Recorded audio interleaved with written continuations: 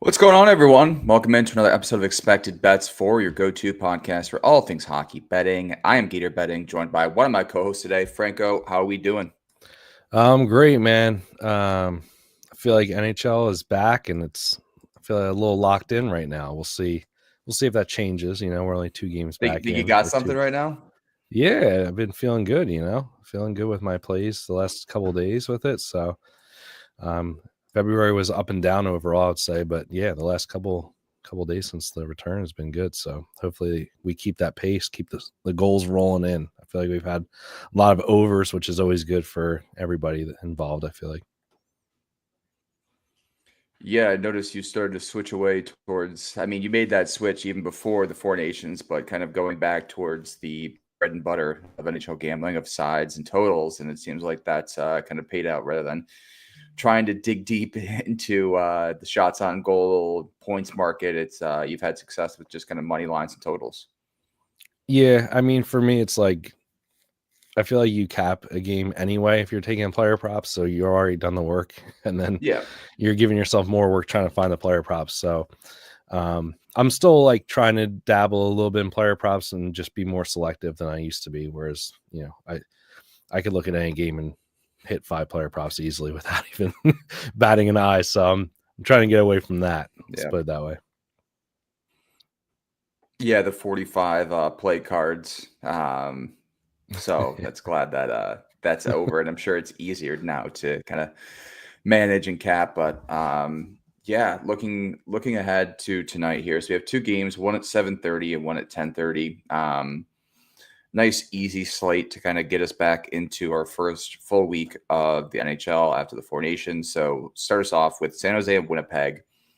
Winnipeg heavy favorite in this one, minus 500. San Jose plus 380. Total set of 5.5. Minus 130 to the over.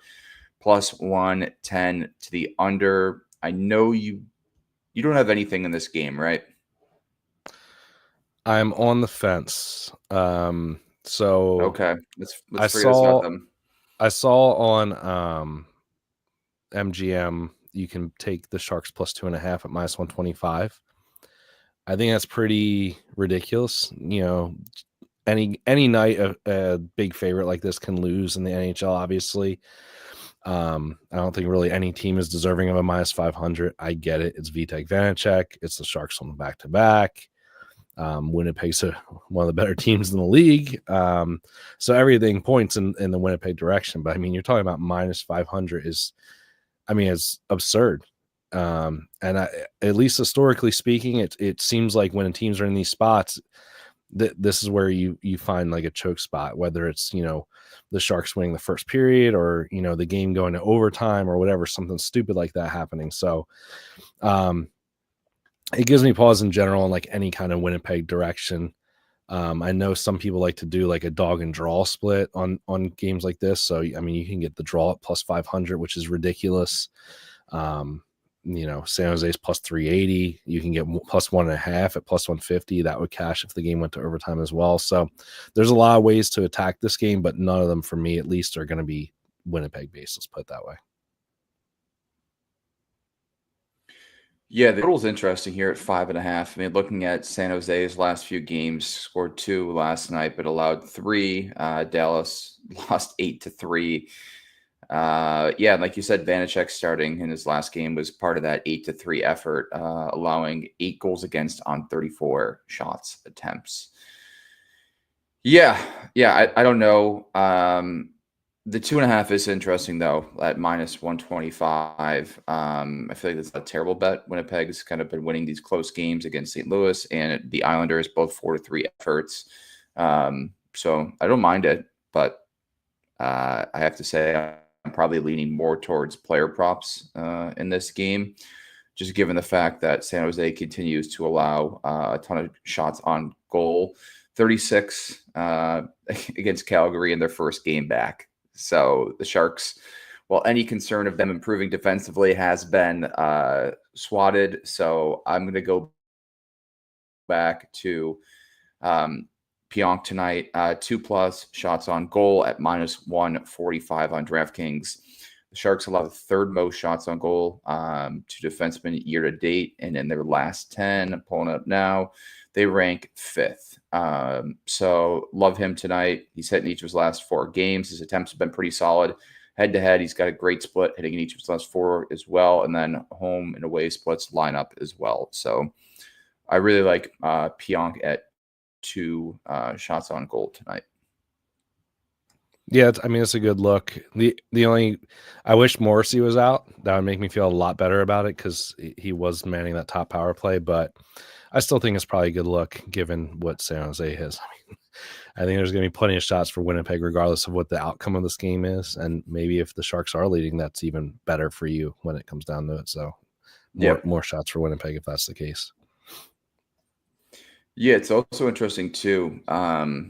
Winnipeg's been a pretty solid team defensively in terms of shots, but they are a little bit leaky to defensemen.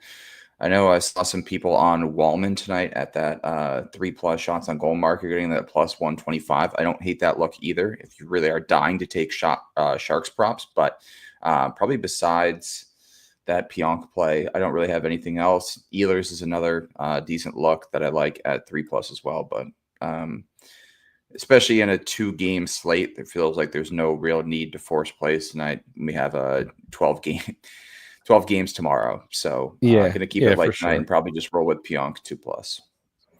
I don't mind Toffoli if you're looking at Sharks as well.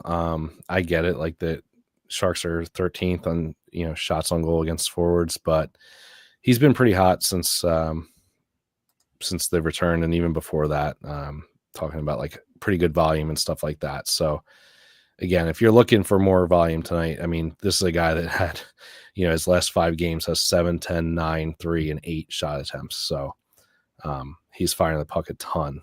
It's just, do you really want to back Sharks shot props in a game like this? Winnipeg's just not like the best target when it really comes down to it. Yeah. Got to ride with Perfetti, Nemestikov, and Ehlers. So I was doing a little bit of digging into the second line for Winnipeg here. So Nemestikov and Perfetti are on the second power play unit.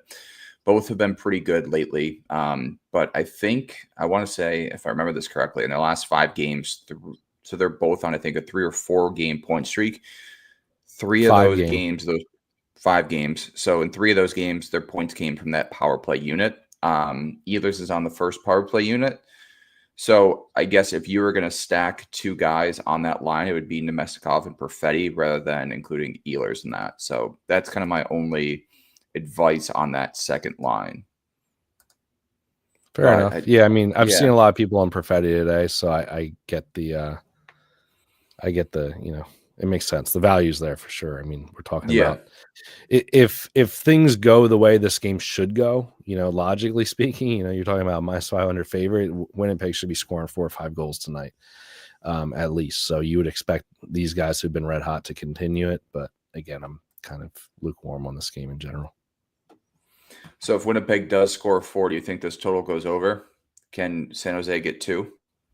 All right. So here's my thought. Okay. So Hellebuck's, this is Hellebuck's first game after the 4 Nations, right? And he's literally facing shots and plays from the best in the world. And now he's going to go against these guys.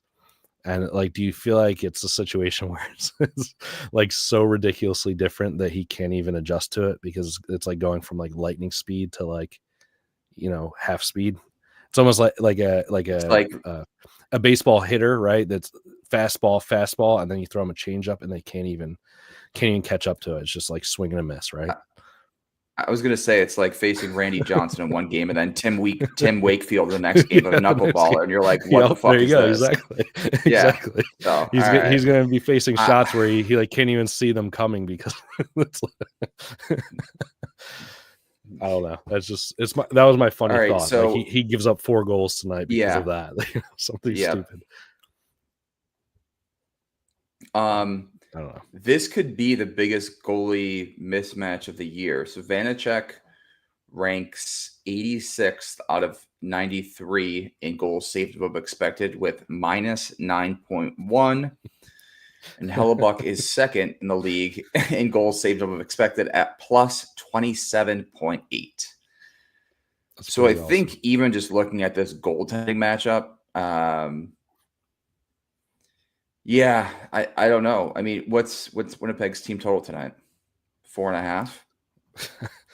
Yeah, I imagine 4.5 Yeah, plus money, 3.5 is yeah, minus. Yeah, minus 190 over 4.5 at plus 125. all the value sucked out of Winnipeg. I mean, the fact that you can get Perfetti at minus 105, like I think that's, if you want to back Winnipeg, like that's what you do. You take a couple other player props for points and then just move on. That I think that's where you go. I don't mind Kyle Connor for an assist if you can get a better price. Minus 140 is kind of steep, but he's been more of a disher, I feel like, this year than he has in previous seasons. Yeah, I mean, the more you talk about it, you feel like Hellebuck kind of, it's weird to say, but struggles in this return and at least maybe allows two. And if that's the case, then I can see this game going over here. So,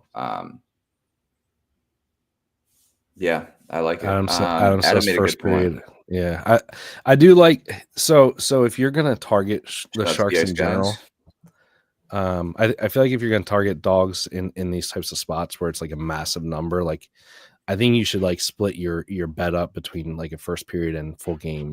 However you want to attack it, whether it's money lines or team totals. I mean, what's the Sharks team total in general, right? Like it's I would assume like 2.5 plus money.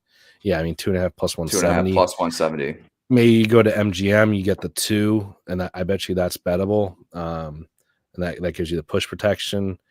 And then you take something like that where you take that Sharks to score in the first period, because if they don't have their legs, like if anything, I feel like the Sharks will have their legs in the first period on the back-to-back, whereas Winnipeg and Hellebuck might not be sharp in that first period. So maybe that's the way to go. I don't know. It's just, do you really want to back the Sharks in any kind of way?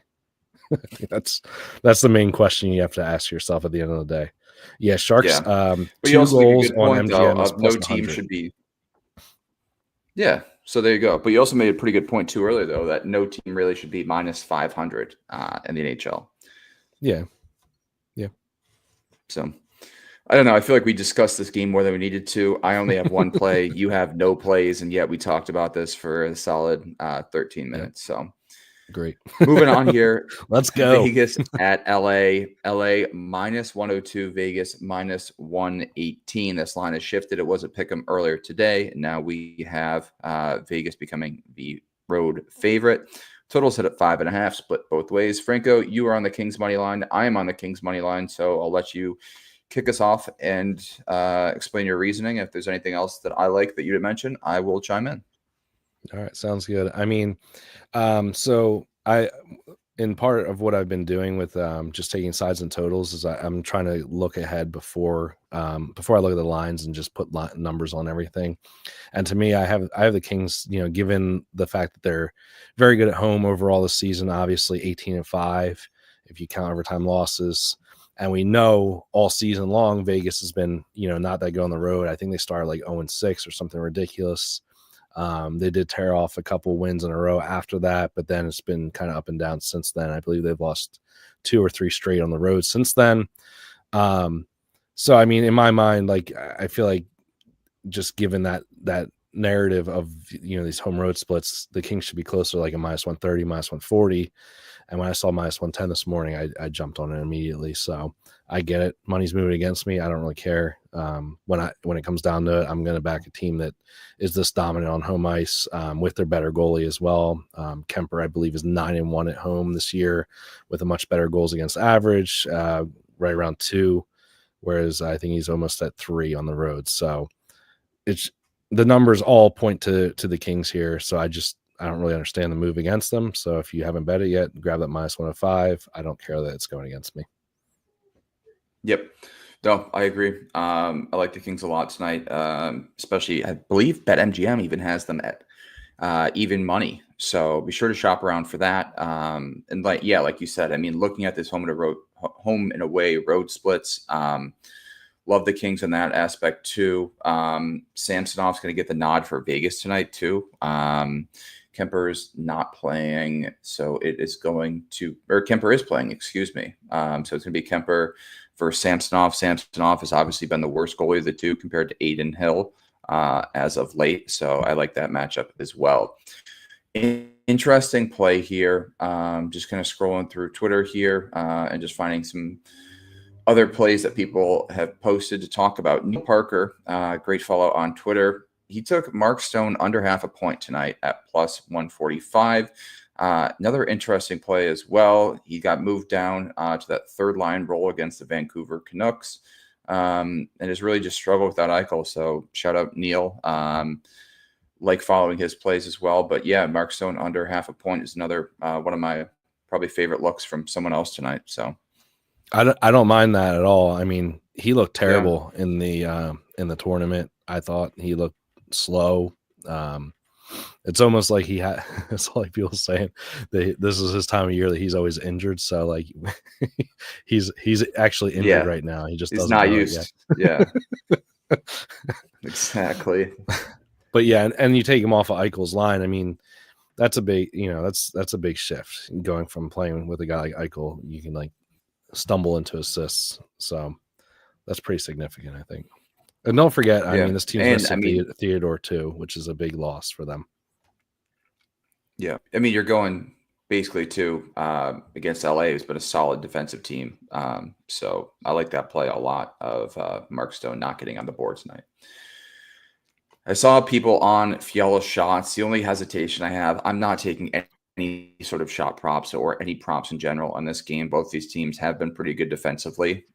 So there's just no need, especially like I mentioned before, of tomorrow we have a giant slate. So tons of better angles than just forcing any plays tonight. And it's at 10:30. So going to be a late one for sure. But yeah, I like the Kings money line. You do as well. So I think that about wraps it up for today. I got one more plays or thoughts?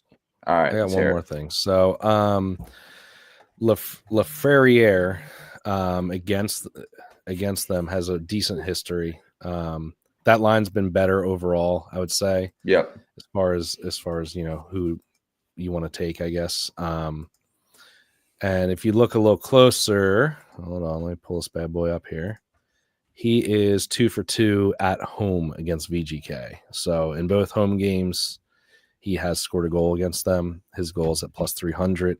So I don't mind that if you're looking for like more of a long shot here tonight. Plus 300 feels pretty good. He's on that second line and top power play. So he's getting plenty of minutes, plenty of opportunity. I like that. Yeah, no, I think that's pretty solid. All right, you good to move on to tomorrow's? Yeah. All right, let's do it. So 12 games tomorrow. Start with Carolina at Montreal. What did you have in this one? I think you have a play in pretty much every game. If I'm not mistaken. Not every game. Not every game. This is actually one. This is actually one I'm laying off. So in general, for me, like I feel like Carolina's not a team I'm like super like energetic about. I guess overall, I feel like the value is always sucked out of them. I had this line right around like minus 200 for them today for tomorrow. So I mean, it's pretty much spot on. So if anything, I would look at Habs, but I just don't really want to go there. So I like to get the Habs in better spots than this. And this is a team that could shut them down easily. So just fade this game for me. Yeah, I mean, that's kind of been our sentiment the whole season, it feels like, too, in even the past few years, is Carolina's a weird team to necessarily back player props, just because you really don't know who's going to show up with each night. And they're honestly, most of these have been overvalued, too, with guys that are hitting in 2 of 5, 3 of 5. They're still around that minus 145, minus 150 mark, especially for shots and points. So don't love to back Carolina, but yeah, I didn't really have much either. They lost their first game back 6-3 to Toronto. Montreal won their first game back 5-2 against Ottawa. Don't really love either side. Carolina struggled on the road this season. Montreal's pretty much been slightly better at home, but again, not so much of a concern where you're really factoring in these home and away splits. So like you said, I like to pass on this game as well. I'm trying to go through shots, anyone that really jumps out. Montreal, so in their last 10, have given up the 5th most shots on goal to forwards. That would be an angle that I would kind of consider here. I'm not sure who jumps out for So Carolina, I mean, but I can pull it up now. Rantanen, I'm looking. They actually have props out for tomorrow, which is nice. I just saw them kind of start to pop. Rantanen's hit in 5 of 7 against them, and he's gone 4 or more in all those games. So you can just take him straight up to 4 as opposed to taking his 2.5, which is minus 155. I'm kind of a little disappointed with what he's been so far there. Like, I want more. You know what I mean? Like, I know he's a talented player. Is he back on the trading block? Well, yeah, and there's that BS going on, which, I mean, who knows? I mean, yeah. So this is going to be the second straight year that they've acquired a big name player and they're going to lose him. I mean, they did it with Gensel last year, right? So what is it in Carolina that's making players, not want to stay there, or are they just not doing their due diligence before acquiring these players and, determining whether that player wants to sign long term? Like, they want to sign him. Well, remember the issue this offseason too is Brendan Moore's contract was up, but Carolina's owner has been historically very cheap. So there's all that rumors about them even trading Brendan Moore or not re-signing him as well, just because of how cheap this owner is being. Now they're saying we do want to put the money into Rantanen, but he's not resigning. I don't think he necessarily wanted to go to Carolina in the first place. I don't think that was probably one of his preferred destinations. And he was pretty clear too that he's not resigning. So I don't know what's going on with this franchise, or that's not. If Rantanen is for them, the issue.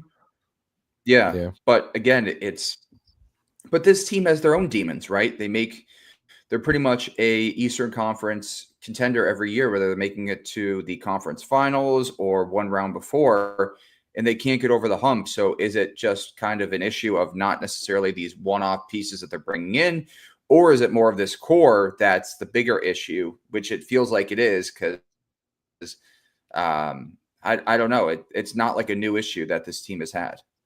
Yeah, I don't know. They're such a funky team because it's like they always have such good depth. The scoring always comes from everywhere, but yet it doesn't show up in the playoffs or something.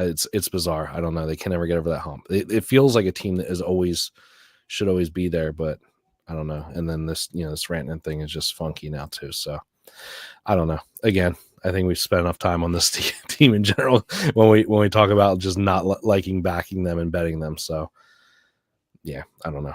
I don't know what to say. Sorry, Carolina fans. I don't know what to tell you guys. Hopefully you can get something for Rantanen.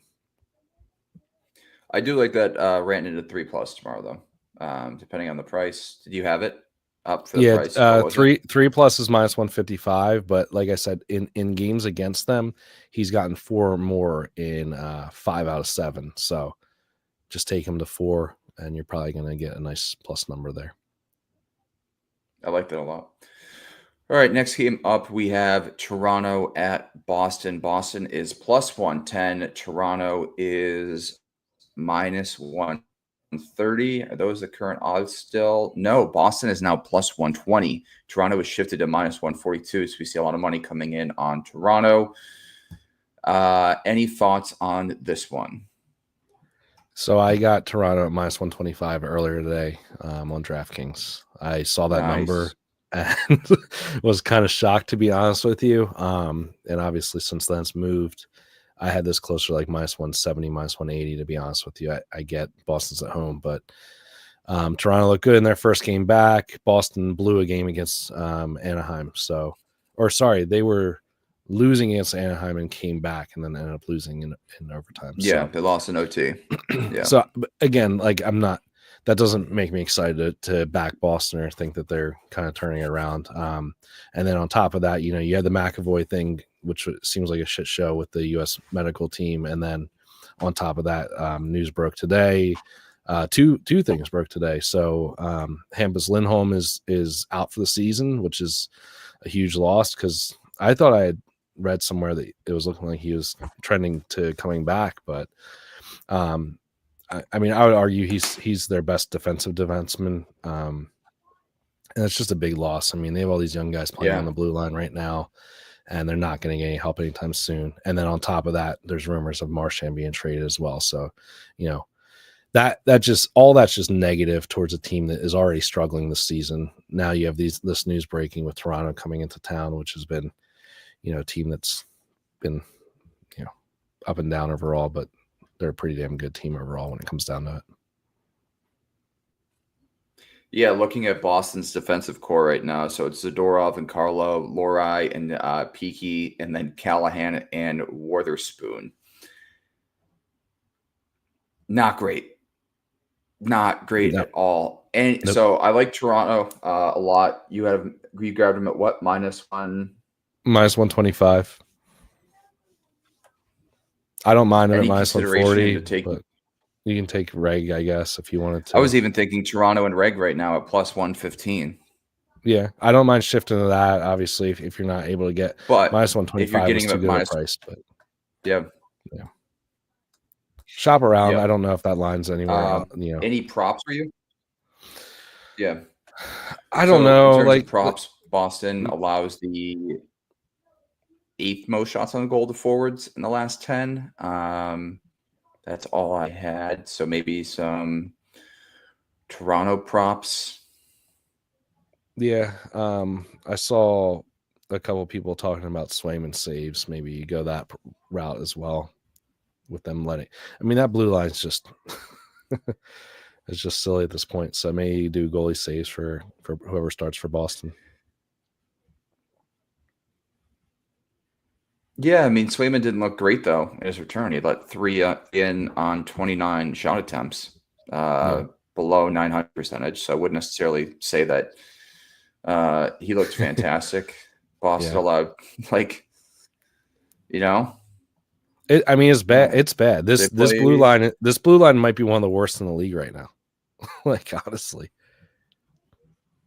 Yeah. Oh, by all means. And I mean, this is the issue that Boston's kind of been pushing off for the past few seasons, is that they haven't drafted well, especially on the forward side of things. They don't have any depth.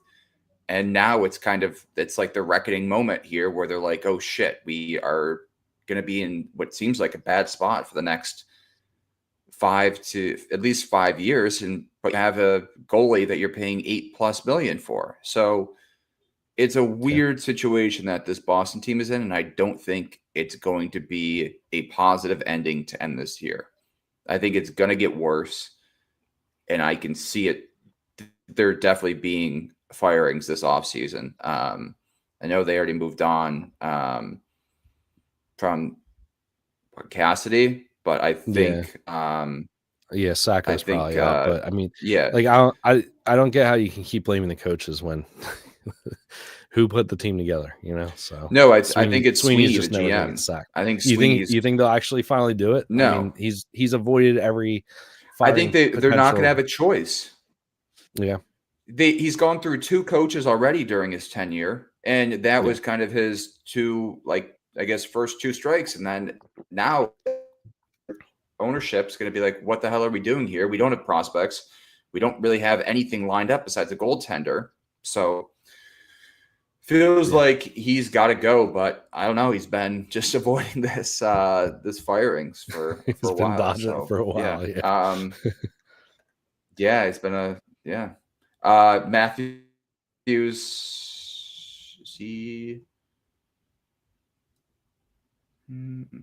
Yeah, I'd look at maybe Matthews and Nylander. Those would be the 2 guys that I'd look for on the Toronto side in terms of shots. So that's all. Matthews gets his revenge after failing during the 4 Nations and scores 3 goals in this game.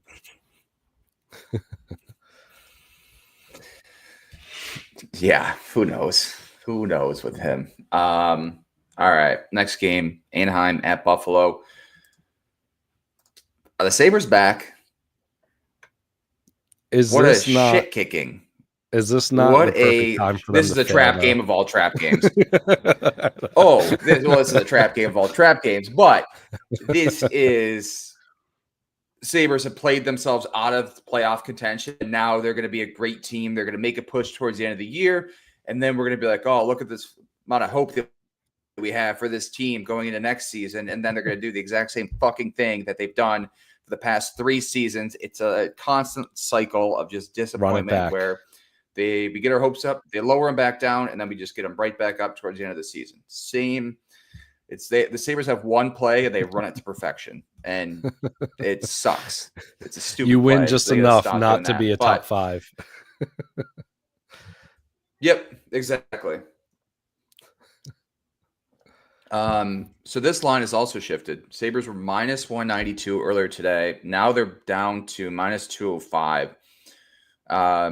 Total has also moved towards the under. The under is now minus 125. Total, the over is at plus 105. Interesting to see what happens. I know Tuck got hurt towards the end of that game versus the Rangers. Anaheim's coming off a good win against Boston, but at what point is it a good win against Boston? Do we have to stop saying that? I don't know. I mean, they looked the part, I guess, but again, it's the Bruins. So yeah, but at what point are we considering? Like, I don't think Boston's going to make the playoffs. Yeah, I know. Maybe it's just like the thought that beating Boston is a good thing. I don't know. I don't know how to take this team. I mean, I can't even consider them at minus 200. It's completely ridiculous, obviously, but probably a stay away game, I guess. Maybe you look at shot props or point props, goals. Anything minus is ridiculous for the Sabres. This team has shown no sorts of consistency that they deserve to be a favorite in really any of these games. I think there's value on Anaheim. So especially with the price you're getting at plus 170, I don't mind that at all. My only problem is Anaheim has played 2 overtime games in a row now on the road, and now they're going again on the road to Buffalo. So it's just, do they have enough juice to compete in this game? Like my initial instinct was that the Sabres shouldn't be this favored, and I should take Anaheim. It's a slight lean for me, but I don't know that I'm going to get there. It's kind of off the card as of now. But there's no way in hell I'm back in Buffalo props or Buffalo. Let's put it that way. So Anaheim allows the second most shots on goal to forwards in their last 10. Last game, Tage hit, Puck hit. You kind of had a feeling that Tage was going to come out firing after being snubbed from the Four Nations roster. He was brought to Boston and then sent back in case that any of those guys, the Tkachuk brothers or Trocheck or anyone else on that roster couldn't go. This is an interesting spot for him because he'll have those games of where he shows some sort of fire, and now you're going back and you're being like, can he do it again against a team where he should? Yeah, I mean, I would still expect him to get there. I don't think that he's done enough yet to be like, get that pissed off nature out of his mind. So I could see him going again heavy, and I don't know. We'll see. The other one I was looking at is I mean, this is a parlay piece, but Owen Powers hit his over 1.5 in 8 straight games. And obviously Anaheim is, they're always a target for defensemen. So it's another one to kind of consider. Just given what he's done recently, 8 straight games is pretty good at 1.5, but that's minus 165. So it'd be a parlay piece for tomorrow. For who? Sorry. Owen Power. Yes, I do like that a lot. Dahlin too looked pretty good in his return following the Four Nations, so I would look at him as well. Peterka, maybe Kulich shots as well. Kulich's been a monster at home this season, so I don't know why you would stop riding that, especially if you're going to get that at a decent price. He's moved off that 2 line, is now going to be at that 3, but I still think there's some value there. And same goes for Peterka. You're still getting pretty like bettable prices on Peterka, which is insane, especially for his point. So any thoughts on that? I lean towards the over here. So I mean, I don't mind looking at point props. If this somehow gets down to 5.5, I would gladly take it. I don't mind the 6.5, but I'd rather just kind of wait. Let's see if money comes in maybe on the under for some reason, and I'll gladly take the 5.5 here. Yeah, I'm trying to pull it up to see if any books have this offered at 5.5 here. So for tomorrow, so BetMGM and Caesars have it at 6, minus 115 to the over. I don't hate that either. Yeah, that's not bad. If anything, I would take that. So also, it depends on the goaltender matchup too. I think that's kind of huge with both these teams. I'm Yeah, wondering if UPL plays again. So I'd almost want confirmation before I play a total. true. That's fair enough. And their Yeah. stall's been overworked those last 2 games too. So even if we get Gibson, I don't think that's necessarily like a good thing maybe for the over. But I almost would rather see Dostal just because of how much he's gotten in the last 2 games. I feel like we're bound to get, Gibson. Like, Yeah, I it'll feel probably like be it's him. going to be Gibson tomorrow. Yeah, And then on the Sabre side too, I guess you're almost hoping for Reimer. yeah, So yeah. all right. Dallas at Columbus. Columbus plus 142. Now plus 145. Dallas minus 175. Total set at 6.5 here. Plus 110 currently now to the over. Minus 130 to the under. Any plays for you in Dallas, Columbus? Yeah, I took Columbus money line at plus 145. Ooh. My main thinking here is that so we saw after the break, Dallas was on the road against New Jersey. They were minus 105, which I thought was a ridiculous misprice. I grabbed them that night. They won.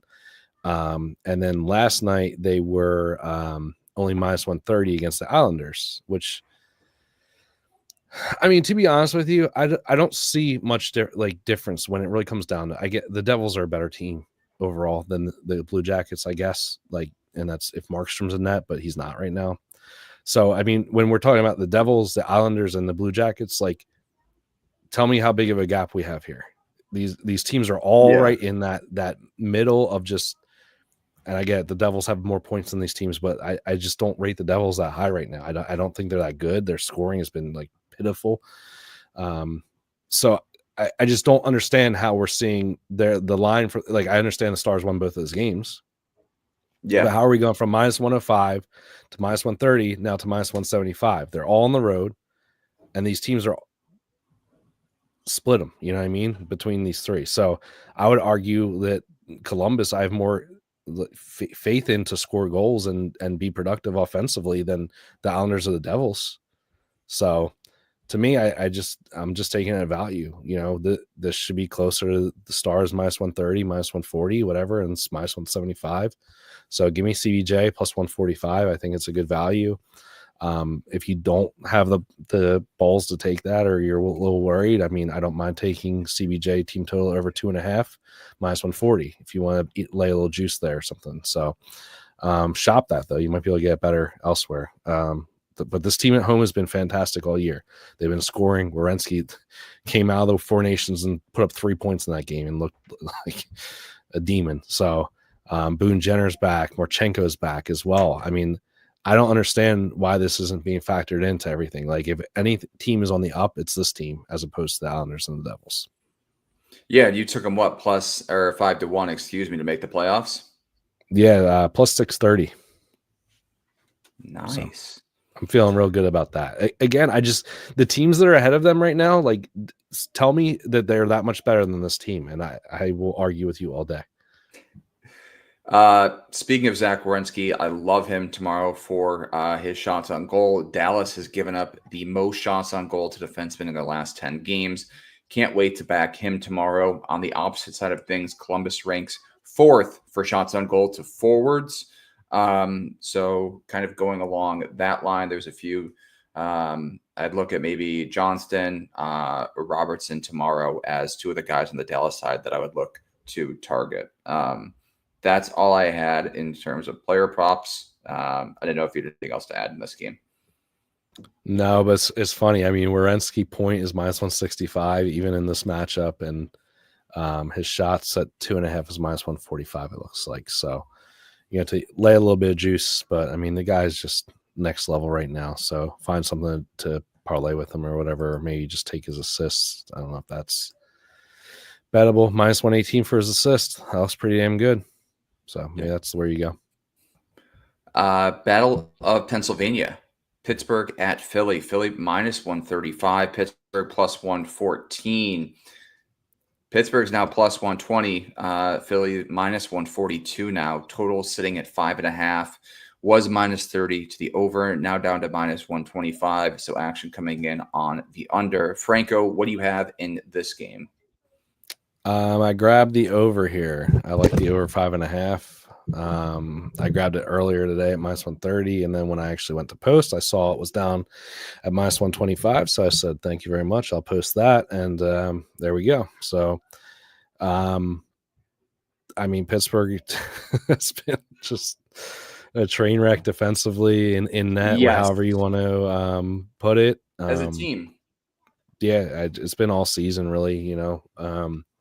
So I see goals going that way. And honestly, I mean, Erson's been great since he came back from injury. And then, he pitched the one goal, I guess they scored against them, the U.S. in that last Four Nations game. So he looked great in that game. And then he proceeds to give up 4 goals to Edmonton in his first game back on the Flyers. So, and it was weird too, because the Flyers got a bunch of players back. And I know, like, you may laugh at these names I'm going to drop of the players that came back, but before these players were back on the Flyers roster, the depth looked terrible. But I mean, Tippett was back, Paling was back, Zamula was back as well, and Ristolainen's healthy again. So, like, theoretically, this team should be better defensively. I mean, Paling's pretty good defensively. Yeah. Zamula's been decent. Ristolainen's been like great since he's the last 2 years, at least from where he was a couple of years ago when he left Buffalo. But yeah, I mean, they proceeded to give up a bunch of goals against Edmonton, I guess Edmonton, but there's no way I can back an under with, the way these teams both showed up this first game back. So no. I do have some props that I like. So Philly gives up the 4th most shots on goal to defensemen in the last 10 games. So I'm going to look to target Carlson and Letang tomorrow. Those are going to be my 2 targets in this game. Also, Philly gives up the 13th most to forwards in their last 10. So Raquel has just been firing in his last 10. I don't mind him. But I thought he looked pretty good in the Four Nations too for Sweden. I saw some people kind of critiquing his play, but I thought he looked pretty damn good for them. So yeah, I agree. He's funky, man. Like I don't know. Like it's like there's games where he looks fantastic, and then there's games where he can't stop a beach ball. I don't really know. I mean, I don't know what to say about that team. Yeah. Calgary at Washington. Washington minus 205. Calgary plus 170. Total set at 5.5. Minus 130 to the over. Any plays in this one? This one for me is a stay off as far as the price on either side. Kind of lean the under. I thought it was 6.5 earlier today. I guess it moved down. I wouldn't mind taking the under. Obviously, I want to know who's in net, but yeah, I mean, at this point, I don't really love taking a 5.5 under, so I'm going to lay off that. I don't see how you can pass on taking Ovi props. His shots have been ridiculous since since we came back from the break. It seems like they are literally just feeding him the puck as much as possible, and he is shooting as much as possible. So his 3.5 is plus 100 tomorrow. He had 11 and 12 shot attempts his last two games. So yeah, he's got 44 shots on goal on 74 attempts in his last 10 games. I mean, can we fault him? Like, let's get that record. Come on, let's go right now. So 13 to go after a Hattie yesterday. Insane. That was awesome. Yeah. All right. Yeah, I got nothing else in this game. Not really a matchup that I'm dying to target. So Rangers at Islanders split both ways at minus 110. Any sort of line movement? Yep. Islanders now the favorite at minus 112. Total still sits at 5.5. Coming down a little bit, minus 122 to the over. Any plays for you in this one? I mean, this is two teams I really don't want to be betting on overall, I'd say. So if anything, maybe I'll be looking at an Anthony Duclair revenge spot, for a point plus 130. He doesn't look too bad. His head-to-head numbers are good against them overall. He had a point in his last game too. So maybe you look there. Adam Fox point is, as of right now, only minus 120. He's hitting 6 straight and has a 67% hit rate against them. So I could see goals in this game in general, I think. So I don't mind each of I might actually hammer that Fox prop if that's really at that price. I'm going to go check that. We had talked about him at that prop a while ago, I think earlier this season too, being like as soon as it's offered at that price, just to kind of jump on it. It's auto bet. Yeah. Auto bet. Yeah. So Edmonton at Tampa Bay. Tampa Bay minus 105, Edmonton minus 115. That has now changed. Tampa Bay is now the favorite at minus 112, Edmonton at minus 108. Total still stands at 6.5. Any looks for you in this one? I grabbed Tampa plus 102 earlier today on FanDuel. So I'm feeling real good about that movement. Yeah. Again, it's one of those things. I think I get it. Edmonton at any point is going to flip that switch and go on a run here. But 2 games since the break, and they haven't looked particularly great, except for Draisaitl, who's just like going God level right now, it feels like. But yeah, I mean, I think Connor's a little tired right now, obviously, from that tournament, maybe. And I mean, Tampa at home has been awesome all year. So I think this is a good spot for Tampa to, get a win against and kind of measure themselves, as far as their playoff readiness against a team that, should be one of the top teams in the West overall. So I can imagine Tampa getting up for this game. They're at home, and getting them at plus money or even minus 112, I think is still a fantastic price, considering we haven't seen a very good looking Edmonton team since the break. Yeah, Edmonton's particularly struggled with shots too, and they're 1 game back. They allowed the last game yesterday, 35 shots against versus Washington. Even allowed 31 versus Philly, 31 against Colorado, 32 against Chicago. Tampa Bay started to pick it up a little bit, kind of struggled going into the break, came out with 25 shots for against Seattle. So, again, just go to the old steady steed here. Braden Point, shots on goal at home, continues to be a cash cow. Edmonton hasn't been great, so that's who I'm looking to target in this one. What's interesting about Point, what's interesting about his last 10 at home, he's hit and then missed and then hit and then missed, back and forth every single game in his last 10. So he missed against Seattle his last game. So this is going to be a hit. The volume has been fantastic, though, for him at home. And maybe he's got a little something extra, going against his line mate from the Four Nations in McDavid. So if only betting was that easy of just recognizing patterns. I know. I wish, right? It's one of those things, though. I mean, overall, he's always been that home road guy. So yeah. Obviously been a little more touchy with it in his last 10. Like I said, he's literally 50%, but this is a better matchup, like you said, and I think Tampa wins this game, so I think he's involved if that's the case. Yeah, I mean, you're also do you have Brandon Hagel for a point tomorrow? He's got 14 in his last 10 games, and believe you're still getting a pretty bettable price on that number. Yeah, I mean, why the hell not? Yeah, 5 straight games with a point. Don't mind it for sure. Yeah. All right. Next game, Detroit, Minnesota. I have nothing in this one. Minnesota minus 148, Detroit plus 124. What do you got? Detroit absolutely screwed me yesterday up to heading into the third period. I had them in reg, and then they blow that one, winning it in OT. So that sucked. But any props for you here? I was actually on Anaheim in that game, so I was really against you. Well, we both lost. Anaheim almost scored 2 in overtime. It was like such a close play at the net. Yeah. And then that led to the Kane breakaway. I'm like, God damn it. But yeah, I don't know. This is one of those games that I feel like, it's that quick turnaround. So maybe we get the opposite of what happened. I think Detroit blew that last game, right?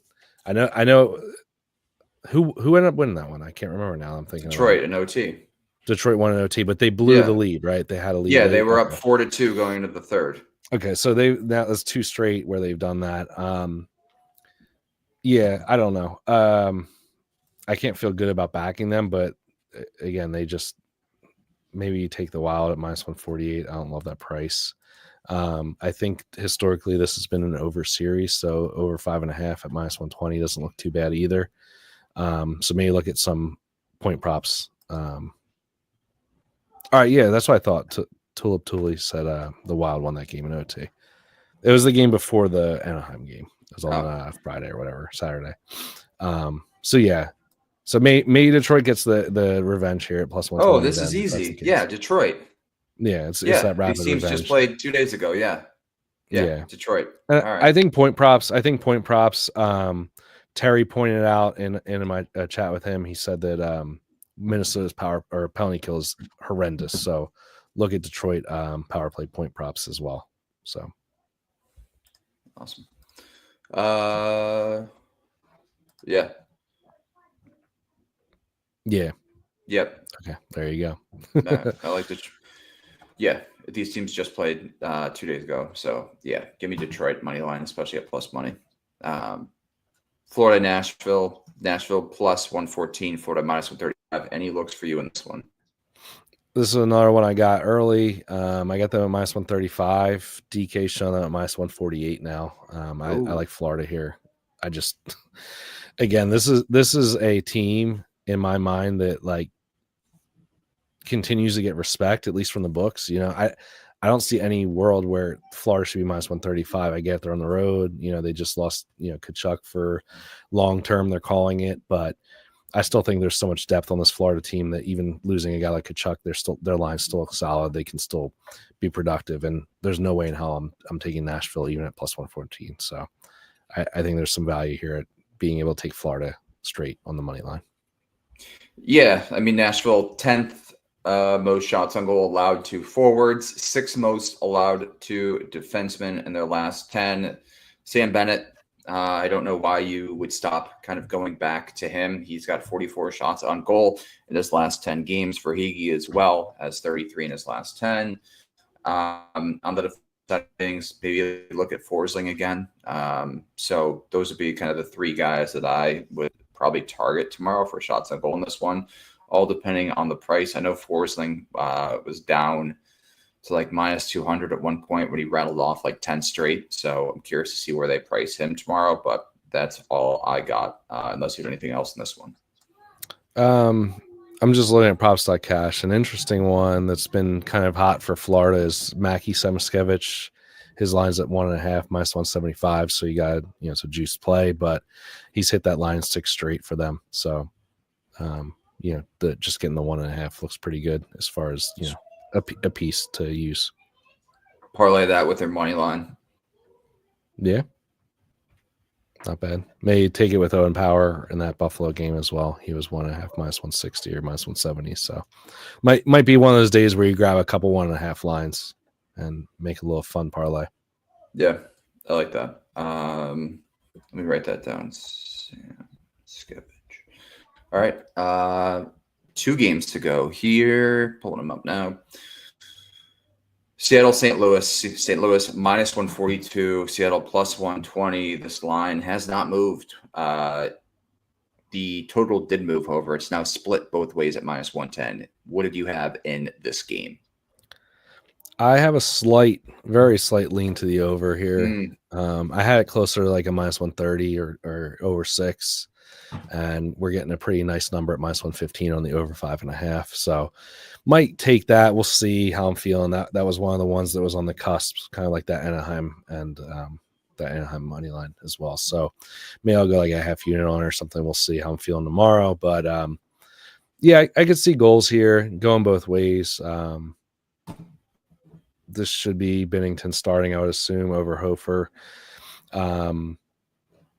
Neither team is really a great shot on goal target, I would say, overall. And, I think there should be some value on some point props overall. Like Kyrou, it looks like he's -130 for a point. That was pretty good. Buchnevich -129. So Definitely lean more towards the Blues side of things in general, but I'm not laying -142 on the Blues. So Yeah, Seattle's allowed the 6th most shots on goal to forwards in the last 10. But again, looking on the St. Louis side of things, there's not really any targets that I particularly love. Maybe you go back to Holloway if he drops down to that 1.5 mark, but that would be kind of the only guy. Thomas doesn't look great. Kyrou doesn't look great. Maybe Parayko on the back end side of things, but that's really all I got. It's not a game that I particularly love. So yeah, anything else from you? no, I mean, All right. maybe Capo Caco point, if that's still a thing. I know he was pretty hot before the break. Yeah, it's not really been that good. Never mind. I'm out. That's a quick, decisive, Yep. decisive move. All right, last game of the day for tomorrow. Utah -270, Chicago +220. Utah's now -250. The line's moving towards Chicago. They've now moved to +205. Total's jumped up, to 6.5. +110 to the over, -130 to the under. Is this another situation where we just continue fading Utah at home, or do you have another play in mind? Well, first of all, I think Utah is kind of back a little bit. I don't want to be fully. Betsky's probably happy to hear this. Wherever you are, Betsky, I'm kind of back on your team a little bit. I mean, we got Gunther back. I think it was before the break he came back. Cooley came back last game. Durzy's back. Sergachev's healthy now too. This team looks a hell of a lot different with all these pieces back. I think Durzy is probably one of the more underrated players on this blue line, just given his playmaking ability. So I just think it's massive. I mean, this team everything looks better right now. And, they won 2-1 against Vancouver last night, but that score is not indicative of what actually happened. I think they were out shooting them like 25-7 after the end of the second period, it was just like an all out slaughter, and it was just 1-1. They just couldn't solve Shilov's last night. He was on fire. But with that being said, I grabbed the over 5.5 at -135 earlier today. Obviously it's moved, but I think we see goals here both ways. I think, as shit as Chicago is overall as a team, I still think they can put the puck in the net every now and then and contribute to an over. I don't mind going back to that first period over with Chicago games. I know that was a hot one before the break. It hit the first game back, missed the second game. So that's -140. I don't mind that either. But yeah, I think there's goals here. I don't want to back Utah at this price, but I'm going to be looking in general to take Utah to win games when the value's right, in the next couple of weeks here. Yeah, I mean, so the only price that you can get, or the only place you can still get the total set at 5.5 is going to be FanDuel. It's now down to -142, but MGM and Caesars have it set at 6, and DraftKings has it set at 6.5. So that's a great call on that -135, getting it earlier today. Chicago obviously gives up a ton of shots on goal. Giving up the most to forwards in their last 10 and second most to defensemen in their last 10. Like you said, Gunther is a great option. Keller's been firing the puck. It's going to be interesting to see if we continue to get Keller shots given the injuries that they have. Now that a few of those guys have returned to the lineup, so that's the only hesitation I have. But yeah, Keller, Gunther, and Cooley be the guys that I kind of go towards on the Utah side of things for shots.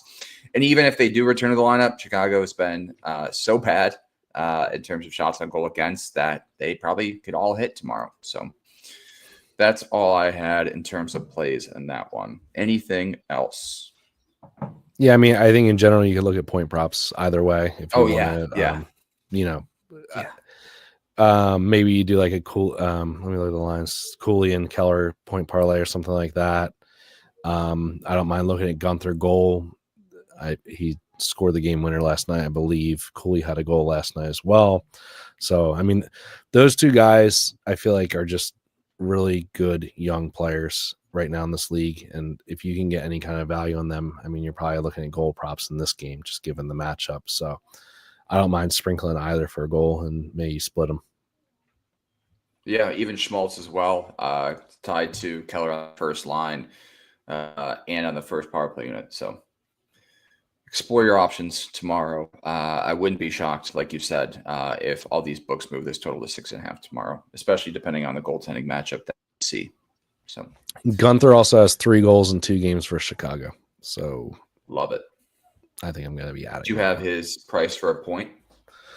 His point was minus 200. Cooley's was minus 145. So, I mean, I'm just going to go straight to the goal for Gunther. It's plus 160.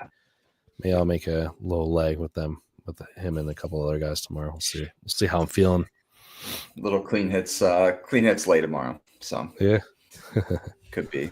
All right. Anything else before we wrap up here? That's today's games. So just to summarize today's games too, before we sign off, we're both on the Kings money line, and then I'm on Pionk 2+ shots on goal as well in the first game. And I think you just have the Kings money line, correct? Yeah, Kings money line with like some leans in that Jets game. I think, I don't mind maybe looking at that San Jose plus 2.5, or maybe something involving the Sharks in the first period. And I think I'm going to grab the Lafreniere goal prop at plus 300. I just think it's a good spot, and I want to kind of add a little more to the Kings. So that will be the way I do it. I like it. All right. Well, I want to thank everyone for tuning in today. We will post this as a podcast tomorrow in case you kind of want to go back and re-listen to any of our initial leans for Tuesday's games. We will be back on Wednesday. A bunch of new graphics and intro coming out on Wednesday, so stay tuned for that. We appreciate everyone for listening, and we will talk to you guys Wednesday. All right. Have a good one.